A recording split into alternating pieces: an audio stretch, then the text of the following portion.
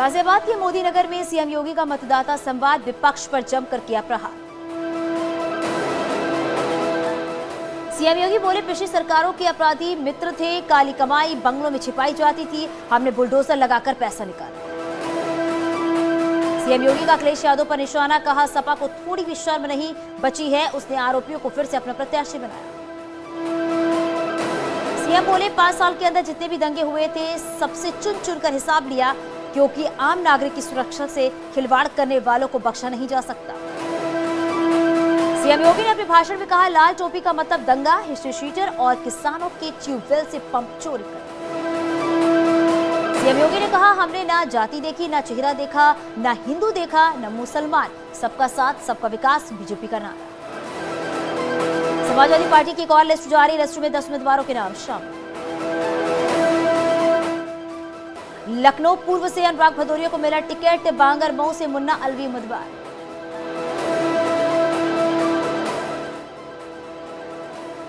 अयोध्या विधानसभा के लिए BSP supremo Mayawati ने जारी की लिस्ट, बीएसपी की 5 लिस्टों में प्रत्याशियों के नाम।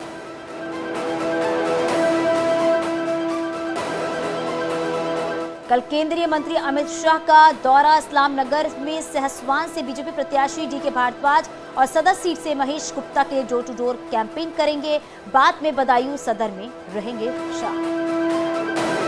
प्रयागराज से 3 फरवरी को नामांकन करेंगे केशव प्रसाद मौर्य, प्रयागराज के सिराथू सीट से भरेंगे पर्चा, सिराथू से पहले भी एमएलए बन चुके हैं मौर्य।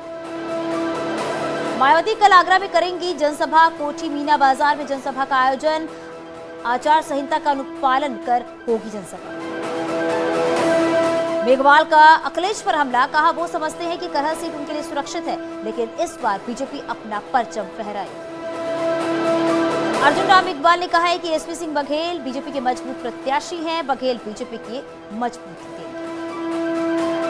आरएलडी अध्यक्ष जयंत चौधरी का विपक्ष पर निशाना, बोले बौखला गए हैं सीएम, कंबल ओढ़कर सो जाए। मथुरा पहुंचे आरएलडी अध्यक्ष जयंत चौधरी ने बीजेपी सरकार पर निशाना साधा, कहा कि हम लोग विकास के मुद्दे पर इस बार का चुनाव लड़ रहे हैं। जयंत चौधरी ने भरोसा दिया है कि अगर उनकी सरकार बनी तो प्रदेश को एक अच्छी दिशा और गति देने की कोशिश करें। पूर्व आईपीएस राजेश्वर सिंह का वीआरएस मंजूर हो गया है। इसके बाद राजेश्वर सिंह ने ट्वीट कर पीएम मोदी समेत तमाम बड़े मंत्रियों के प्रति आभार व्यक्त किया। लखनऊ कांग्रेस दफ्तर में कन्हैया कुमार पर स्याही फेंकने की कोशिश, कार्यकर्ताओं ने आरोपी को पकड़ा। बीजेपी के चुनाव अभियान की शुरुआत, राजपुर से सीएम धामी ने अभियान की शुरुआत की है, सभी 70 विधानसभाओं के कार्यक्रम का आयोजन। आज से 3 विधानसभा क्षेत्रों पुरोला, थराली, ज्वालापुर के दौरे पर सीएम पुष्कर सिंह धामी किया door to door campaign, Congress पर बोला हमला। कल कांग्रेस जारी करेगी अपना चुनावी घोषणा पत्र, प्रियंका गांधी जारी करेंगे चुनावी घोषणा पत्र, गोदियाल ने कहा घोषणा पत्र में होगा विकास का खाका। उत्तराखंड में बीजेपी के प्रचार महाअभियान की शुरुआत, प्रदेश अध्यक्ष मदन कौशिक ने किया है डबल इंजन की सरकार बनाने का दावा। हिमाचल के सीएम जयराम ठाकुर ने देहरादून के विकास नगर में किया प्रचार प्रसार, बीजेपी उम्मीदवार के लिए घर घर जाकर मांगे वोट। पुष्कर सिंह धामी ने पुरोला, थराली, ज्वालापुर में किया प्रचार, कांग्रेस पर साधा निशाना। उत्तराखंड कांग्रेस में बगावत जारी, ज्वालापुर के विशाल राठौर बीजेपी में शामिल, पूर्व सीएम पर लगाया गंभीर आरोप, हरीश रावत बोले सबको मना लेंगे। उत्तराखंड बीजेपी के प्रदेश चुनाव सह प्रभारी सरदार आरपी सिंह ने रुद्रपुर में किया चुनाव अभियान का आगाज, कांग्रेस पर लगाया वोट बैंक की राजनीति करने का आरोप। बीजेपी महिला मोर्चा ने भी तेज किया है प्रचार, गीतों के जरिए गिनाई जा रही है मोदी और धामी सरकार की योजनाएं। हरियाणा के सीएम मनोहर लाल खट्टर हल्द्वानी और लालकुआं में किया प्रचार, कांग्रेस पर लगाया झूठ की राजनीति करने का आरोप। बघेल के नामांकन के बाद केशव प्रसाद मौर्य का ट्वीट, कहा मैनपुरी सपा का गढ़ नहीं बीजेपी का किला है, यहां कमल खिलेगा साइकिल पंचर। अखिलेश यादव पर केशव प्रसाद मौर्य का ट्वीट, तुष्टीकरण और वोट बैंक की राजनीति का लगाया आरोप, योगी सरकार ने सबके विकास का दिया।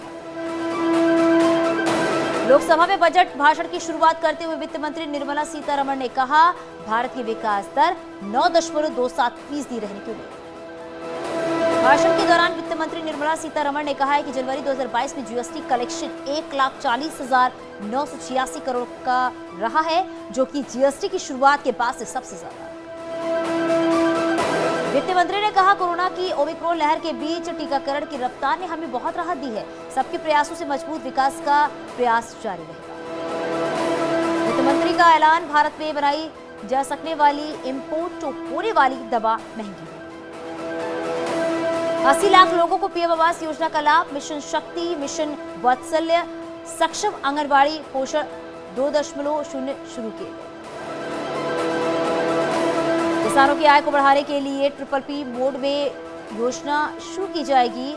ऑर्गेनिक खेती पर सरकार का जोर। 2023 मोटा अनाज आघोषित। केन बेतवा लिंक प्रोजेक्ट 44,605 करोड़ खर्च होगा। 62 लाख रुपए को पेयजल मिलेगा। 5 रिवर लिंक्स के ड्राफ्ट को अंतिम रूप दिया गया। हाईवे विस्तार पर 20,000 करोड़ रुपए खर्च किए जाएंगे। सार्वजनिक परिवहन में इलेक्ट्रिक वाहनों को बढ़ावा। अगले 3 सालों में 400 नई वंदे भारत ट्रेनें चलाई जाएंगी। 100 पीएम गति शक्ति कार्गो टर्मिनल्स बनेंगे। अगले 3 सालों में मेट्रो सिस्टम बनाने के लिए इनोवेटिव तरीके अपनाए जाएंगे। अगले 5 सालों में 40 लाख नई नौकरियां पैदा होंगी। आत्मनिर्भर भारत योजना के लक्ष्यों को पाने के लिए प्रोडक्शन लिंक्ड इंसेंटिव योजना की शुरुआत। वित्त मंत्री का ऐलान, emergency credit line guarantee scheme को मार्च 2023 तक बढ़ाया गया है। योजना के तहत गारंटी कवर को 50,000 करोड़ तक बढ़ाया गया। अगले 25 सालों के लिए भारत की अर्थव्यवस्था का आधार तैयार करेगा और इकोनॉमिक का ब्लूप्रिंट देगा बजट। भारत आजादी के 75 साल से 100 साल तक का सफर तय करेगा। 5 साल में 6,000 करोड़ का RAMP शुरू होगा। देश में टैक्स ई पोर्टल शुरू होगा। देशवासियों को ऑनलाइन ट्रेनिंग मिलेगी। स्टार्टअप में ड्रोन शक्ति पर बल दिया जाएगा। नागरिकों की सुविधा बढ़ाने के लिए 2022-23 में ई पासपोर्ट जारी किया जाएगा। 2022-23 में 60 किलोमीटर लंबे 8 रोपवे प्रोजेक्ट के लिए कॉन्ट्रैक्ट दिए जाएंगे। डिजिटल पेमेंट्स को बढ़ावा देने के लिए देश के 75 जिलों में 75 डिजिटल बैंक स्थापित किए जाएंगे। ज्वेलरी खरीदने वालों को राहत। डायमंड और ज्वेलरी पर कस्टम ड्यूटी को 5% की दी गई। चमड़े का सामान सस्ता होगा। Electric mobile charger, camera module सस्ते होंगे। वित्त मंत्री निर्मला सीतारमण ने इनकम टैक्स स्लैब में किसी भी तरह का बदलाव नहीं किया है। किसी भी तरह के वर्चुअल डिजिटल एसेट के ट्रांसफर या बिक्री पर 30% की दर से टैक्स लगेगा। पीएम मोदी ने बजट की जमकर तारीफ की है। कहा, यह बजट लोगों के लिए नई उम्मीदें और अवसर लेकर आया। ये अर्थव्यवस्था को मजबूत करेगा। सीएम योगी आदित्यनाथ ने बजट का स्वागत किया। बोले, बजट में हर तबके का रखा गया ख्याल। किसानों, महिलाओं, युवाओं पर पूरा फोकस। जेपी नड्डा ने बजट को बताया है गरीब कल्याण का बजट। कहा, देश को आत्मनिर्भर बनाएगा। चंपावत में बाघ के हमले में महिला की मौत। चारा लेने जंगल में गई थी महिला। ग्रामीणों में दहशत का माहौल। संभल में एसपी प्रत्याशी के भाई की दबंगई। बीजेपी नेता को वोट न देने पर की है अभद्र टिप्पणी। पुलिस ने दर्ज किया केस। कासगंज में आवारा गौवंशों का आतंक। किसानों की फसलों को पहुंचा रहे भारी नुकसान। आक्रोशित किसानों ने दर्जनों गौवंशों को सरकारी स्कूल में बंद किया। ललितपुर पुलिस को मिली पुलिस की लापरवाही। आचार संहिता की आड़ में पुलिस पर लगाया परेशान करने के आरोप। व्यापारियों में दिखा भारी आक्रोश। जौनपुर में सर्राफा कारोबारियों पर इनकम टैक्स की रेड। 2 कारोबारियों के ठिकानों पर कल से छापेमारी जारी। नोएडा में पूर्व आईपीएस रामनारायण सिंह के घर आयकर विभाग की छापेमारी। बेसमेंट में मिले हैं 650 से ज्यादा लॉकर में मिली है बेनामी संपत्ति। पूर्व आईपीएस के घर मिला है 5,77,00,000 कैश की जानकारी के लिए आईटी की टीम ने पूछताछ की। सहारनपुर में पुलिस को मिली बड़ी कामयाबी। अवैध शस्त्र फैक्ट्री का भंडाफोड़। भारी मात्रा में अवैध असलहा बरामद। मथुरा में विश्राम घाट पर 2 दुकानों में लगी भीषण आग। लाखों के नुकसान की आशंका। व्यापारियों में आक्रोश। बागपत में ईंट भट्टे पर बड़ा हादसा। मकान की छत गिरने से 3 लड़कियों की मौत। आरोपी के खिलाफ केस दर्ज।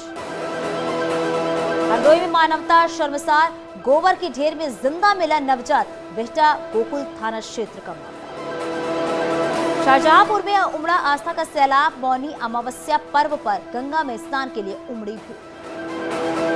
कानपुर में परेड पर खड़ी गाड़ियों में अचानक लगी आग, मौके पर अभी तक नहीं पहुंची दमकल की गाड़ी। गाजीपुर में 2 कारों की टक्कर, एक की मौत, 7 घायलों में महाराजगंज जिले के एसओ भी शामिल। रायबरेली में ऑटो पार्ट्स की दुकान में आग लगने से करीब 60 से 70 लाख का नुकसान। बांदा में तेज रफ्तार लोडर और ट्रैक्टर ट्रॉली की भिड़ंत, लोडर सवार युवक की जिंदा जलकर मौत। ललितपुर में 25,000 का इनामी बदमाश गिरफ्तार, आरोपी के पास से तमंचा कारतूस बरामद। अवैध हथियारों के तस्करों के खिलाफ लगातार एक्शन में सहारनपुर पुलिस, 4 दिन में तीसरी अवैध शस्त्र फैक्ट्री पकड़ी। आजमगढ़ में अवैध अस्था फैक्ट्री का भंडाफोड़, तस्करों के पास से 12 तमंचे, 7 जिंदा कारतूस बरामद। पति ने अपनी पत्नी की गला दबाकर हत्या की, मौके से हुआ फरार, पुलिस मामले की जांच में जुटी।